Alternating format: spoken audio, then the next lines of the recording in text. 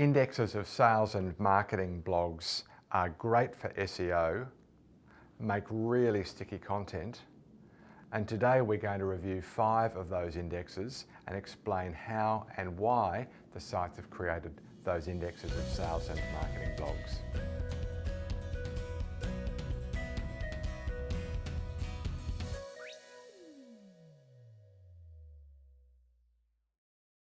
Let's start with what I've concluded and then I'll explain why I've concluded that. Number 1, find the best blogs that you personally enjoy reading. There's no point creating content that you're not personally interested in. That's inauthentic. Secondly, though, edit that list with your audience in mind. Third, summarize the content and link fully. Don't steal copy. You're just summarizing what they've said and then you're linking back to the original site to give them the credit they deserve. Optimize the page that you've hosted that on for your chosen phrase. If you do reproduce, do so only with permission, full links, and SEO tip, canonical references. I'll explain that a bit later on in the video. Build a clear call to action and then make that call to action. That's it. Let me now review those blogs and lead up to why we reached those conclusions. Well, our first blog that we're going to review is at HubSpot and it's 25 helpful sales and marketing blogs. Now, this is not original content, but content that they've taken the trouble to curate and put on their site. A little bit of index and then a reference and some specific links to some of the great blogs that they think have been good from each of these bloggers. It is a useful reference source and they've taken the effort to find good content and to share it. And notice their social sharing here, very smart. Okay, next one we're going to take a look at is also from HubSpot.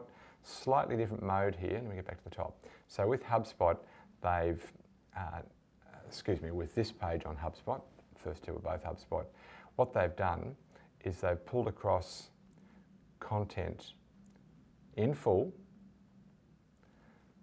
but the content was originally published elsewhere, and they've given full reference to the original content.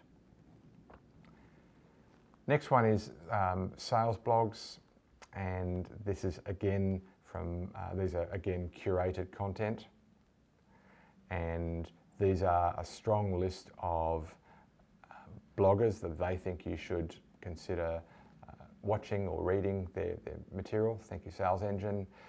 Now the SBI blog, Sales Benchmark Index, as best I can tell, is original content. They're posting every day, and it looks to be pretty high-level strategic content, and I think definitely worth a look.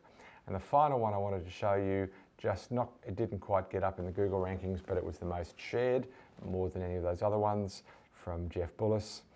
13 essential content marketing tips to convert website traffic into sales.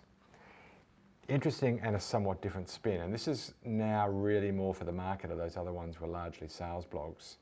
And it's a strong argument about why creating content is a viable tactic.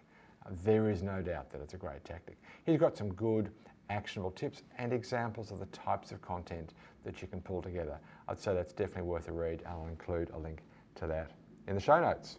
Why have these sites created and curated those lists? Very simple answer. It makes great SEO. Slightly deeper answer, it also makes copy that people want to link and come back to. And slightly more altruistic answer, because they're useful.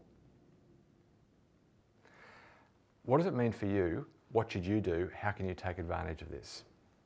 Let me share that with you now. Let me take this from the perspective of both a consumer and a marketer. As a consumer, you want to be really careful about not just being inundated with content and reading through dross. The best way to do that is to set up a Feedly list.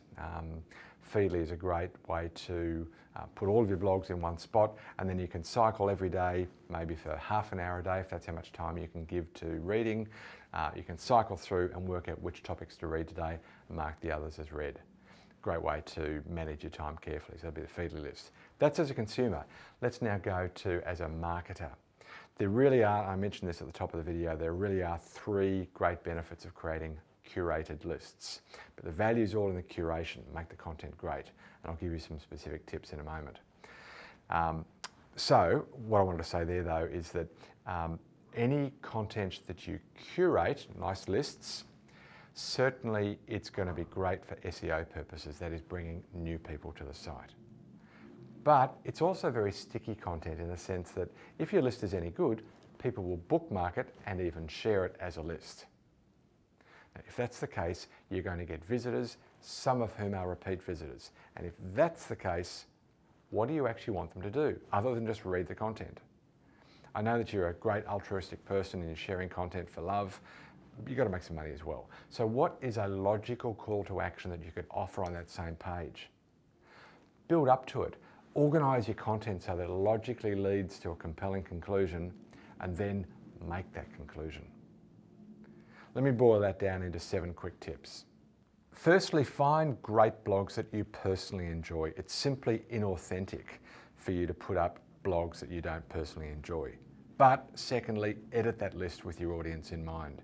If you enjoy something but it's kind of off-piste, it might be better to keep that for a different list. Maybe you have a separate list of really cool stuff that's off topic, but do edit it for your audience. Thirdly, summarise that content and link fully. We definitely don't want to be stealing copy. Link properly and acknowledge the author. Optimise the page for the chosen phrase. If you do reproduce, do so with permission and links to the original source, and here's a small tip, canonical references. If Google sees duplicated copy on your site, it's going to mark you down for pinching copy, particularly if you've pinched it from a higher authority site than your own.